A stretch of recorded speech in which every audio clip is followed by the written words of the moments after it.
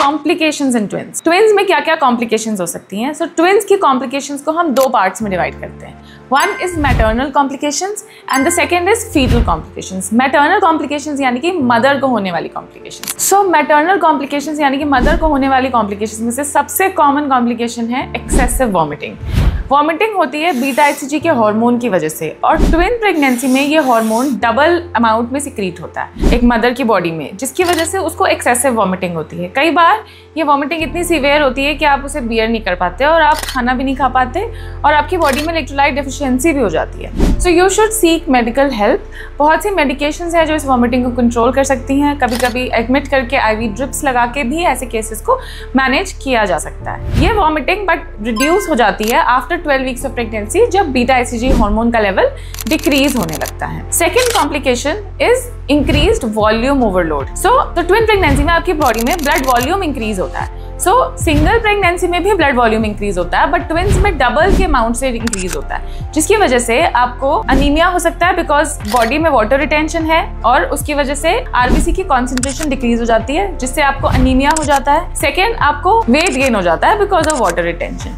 Sometimes ये volume overload आपके heart पे भी असर डाल सकता है। Then third complication is pregnancy induced hypertension. So pregnancy में बीपी बढ़ने के चांसेस ज्यादा बढ़ जाते हैं ट्विन प्रेगनेंसी में। सो अगर आप पहले से हाइपरटेंसिव हैं और आपको प्रेगनेंसी होने के बाद पता चला कि आप ट्विन से प्रेग्नेंट हैं, सो आप अपना बीपी कोशिश करें कंट्रोल में रखें, अपनी दवा टाइम से खाएं, रेगुलर वॉक करें, हेल्दी डाइट लें, अपने डाइट में सॉल्ट रिस्ट्रिक्ट करें और ग्रीन वेजिटेबल्स, फ्रूट, सैलेड ज्यादा खाएं और ऑयली फ्राइड फूड कम खाएं।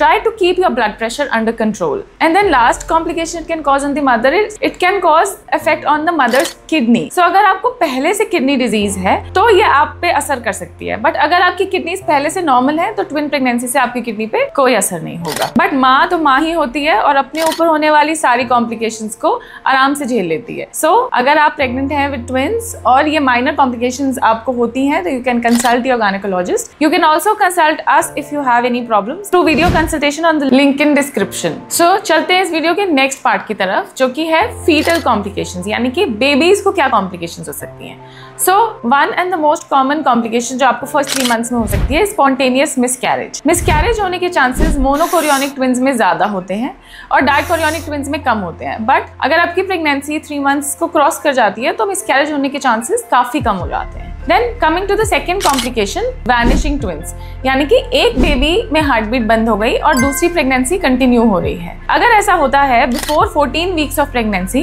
तो इसका नॉर्मल जो लाइव बेबी है उस पर कोई असर नहीं होता। सो अगर 14 वीक से पहले एक बेबी की हार्ट बीट बंद हो गई तो वो बेबी धीरे धीरे अंदर ही डिसॉल्व हो जाएगा और जो दूसरा बेबी है वो नॉर्मली कंटिन्यू होगा and you can continue as a singleton pregnancy rather than twins. But अगर ये प्रॉब्लम यानी कि एक बच्चे में हार्ट बीट 14 वीक्स के बाद बंद होती है तो मोनोकोरियोनिक ट्विंस यानी कि जिनका शेयर्ड प्लेसेंटा है उन बेबीज को कुछ प्रॉब्लम हो सकती है, जैसे कि उनकी हार्ट बीट पे असर आ सकता है, उनके ब्रेन पे प्रॉब्लम आ सकती है और उनकी प्री टर्म डिलीवरी हो सकती है। बट अगर आपकी प्रेगनेंसी डाइकोरियोनिक डायम्नियोटिक है यानी कि बच्चे अलग अलग सैक में हैं तो एक बेबी की हार्ट बीट बंद होने से दूसरे बच्चे पे कोई असर नहीं पड़ता, चाहे ये इवेंट थ्रू आउट प्रेगनेंसी कभी भी हो।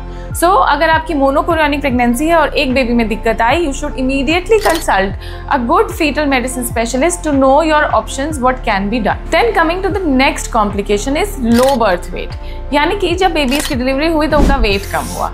तो वेट कम होने के क्या कारण होते हैं? तो एक तो ट्विंस में चांसेस होते हैं कि आपकी डिलीवरी प्री टर्म हो जाए, समय से पहले हो जाए। सो अगर pregnancy any time before 34 weeks होती है तो ये बेबीज बहुत छोटे होते हैं और इनका वेट 2 kg से कम होता है और 2 kg से कम वेट वाले बेबीज को कई बार आईसीयू में रखना पड़ता है। But the survival is usually good if the birth occurs anywhere after 28 weeks of pregnancy. 28 week से पहले अगर डिलीवरी हो जाए तो सर्वाइवल कभी कभी मुश्किल भी हो जाता है। तो आप क्या करें ये प्री टर्म डिलीवरी को अवॉइड करने के लिए? So one thing, bed rest is not at all recommended. तो बेड रेस्ट तो आपको नहीं करना, बट कैसे आप प्री टर्म डिलीवरी को प्रिवेंट कर सकते हैं is one, limited physical activity, यानी कि बहुत ज्यादा काम नहीं करना, बहुत ज्यादा भागदौड़ नहीं करनी, वेट आपने बिल्कुल भी नहीं उठाना, आपको लाइट वॉक करनी है। Half an hour in morning and half an hour in evening will help to prevent preterm labour and also will help to keep your well being better, यानी कि आपकी प्रेगनेंसी हेल्थ को भी improve करता है। So half an hour light walk in the morning and half an hour light walk in the evening will help prevent preterm labor and pregnancy complications. Second is early work off, यानी कि काम से जल्दी छुट्टी ले लें, घर time पे आ जाएं, थोड़ा रेस्ट करें, लेफ्ट लैटरल पोजीशन में रेस्ट करें, यानी कि लेफ्ट करवट लेट के दोपहर में या शाम में एक छोटा 2 आवर्स का नैप जरूर लें। Plus extra visits to your gynec, regular gynae checkups every 15 days and regular ultrasound monitoring. Ultrasound monitoring आपको 20 वीक्स के बाद से, अगर आपकी डायकोरियोनिक प्रेगनेंसी है तो once in 4 वीक्स यानी कि मंथ में एक बार, और अगर आपकी मोनोकोरियोनिक प्रेगनेंसी है तो once in 2 वीक्स यानी कि 2 हफ्ते में एक बार आपको अल्ट्रासाउंड जरूर कराना चाहिए, specially to check your cervical length, यानी कि यूट्रस के माउथ जो होता है उसकी length, and cervical length should be more than 30 mm। अगर लेस देन 30 mm है तो उसका ट्रीटमेंट करना जरूरी है। उसको सर्कलाज करके ट्रीट किया जाता है, यानी कि आपके डॉक्टर आपके यूट्रस के माउथ को स्टिच कर देंगे ताकि वो प्रीटर्म लेबर में ना जाए। ऑल्सो लो बर्थ वेट का कारण ये भी हो सकता है कि आपके दोनों बेबीज को डिफरेंशियल न्यूट्रिशन मिल रहा है, यानी कि एक बेबी को ब्लड फ्लो ज्यादा जा रहा है और एक बेबी को ब्लड फ्लो कम जा रहा है, जिसकी वजह से एक बच्चे का ग्रोथ तो प्रॉपर हो रही है पर एक बेबी की ग्रोथ कम है।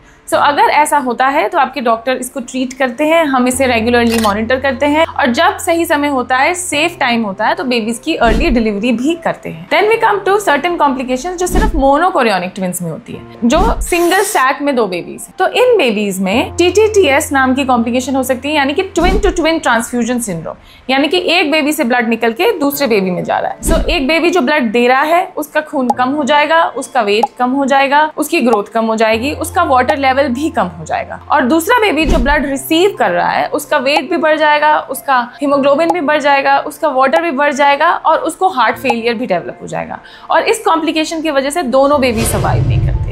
सो अगर आपकी मोनोकोरियोनिक प्रेगनेंसी है और अगर हम टाइमली TTTS को डायग्नोज कर लेते हैं, जब TTTS स्टेज 1 या स्टेज 2 में है, तो इसे बहुत अच्छे से ट्रीट किया जा सकता है by laser ablation of intervening vessels, यानी कि जो ब्लड सप्लाई एक बेबी से दूसरे बेबी को जा रही है उसे लेजर से कट किया जा सकता है। इससे दोनों बेबीज की लाइफ और आउटकम को इम्प्रूव कर सकते हैं। Then second complication is twin anaemia polycythemia sequence, यानी कि एक बेबी से RBCs निकल के दूसरे बेबी में जा रहे हैं। ये सिमिलर है TTTS से, बस इसमें एमनियोटिक फ्लूइड डिफरेंस नहीं होता, यानी कि एक बेबी में पानी ज्यादा एक में कम नहीं होता, बट एक का अनीमिया और एक का पॉलीसाइथीमिया जरूर हो जाता है। इसे भी हम टाइमली डायग्नोज करके लेजर फोटोकोएगुलेशन से दोनों बेबीज के बीच के इंटरवीनिंग वेसल्स को अब्लेट करके ट्रीट कर सकते हैं। So the key to treatment is early diagnosis. अगर हम इन प्रॉब्लम्स को टाइमली डायग्नोज कर लेते हैं तो ये बहुत अच्छे से ट्रीटेबल है with a very good neonatal outcome. So here we come to an end of fetal complications. Now we come to last part of our video is delivery in twins. So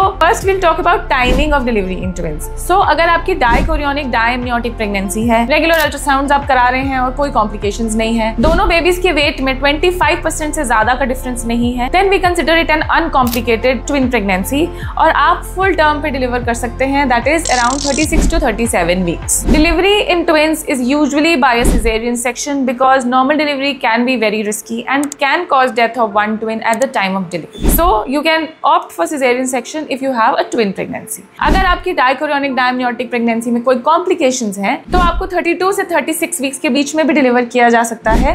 The outcome of delivery after 32 weeks is also very good. Then coming to delivery in monochorionic twins. Monochorionic twins में delivery अक्सर 32 to 34 weeks के बीच में की जाती है। जल्दी delivery करते हैं बिकॉज उनमें कॉम्प्लिकेशंस लास्ट मोमेंट पे होने के चांसेस ज्यादा होते हैं। 32 to 34 वीक्स में बेबीज का आउटकम तो अच्छा होता है, बट कभी कभी बेबीज NICU में भी जाते हैं, थोड़ी दिन ICU में भी रहना पड़ता है, but the overall outcome is good if there are no complication. Then ये प्रॉब्लम्स को अगर हम टाइमली डायग्नोज कर लें तो इसे हम अच्छे से ट्रीट कर सकते हैं और आपकी प्रेगनेंसी की जर्नी को कंफर्टेबल एंड स्मूथ भी बना सकते हैं। मैंने आपको डिटेल में बता दिया है क्या क्या कॉम्प्लिकेशंस हो सकती हैं। आप अपने गायनेक से भी कंसल्ट कर सकते हैं। अगर आपको कोई डाउट्स हैं, you can also book an online consultation with us for an expert fetal medicine opinion through WhatsApp or video consultation. Thank you for watching this. Do share it with anyone who is pregnant with twins so that they know how to manage their pregnancy and how to seek medical help and when to seek medical help if needed. If you find this video informative, then please like and subscribe to our channel. Thank you.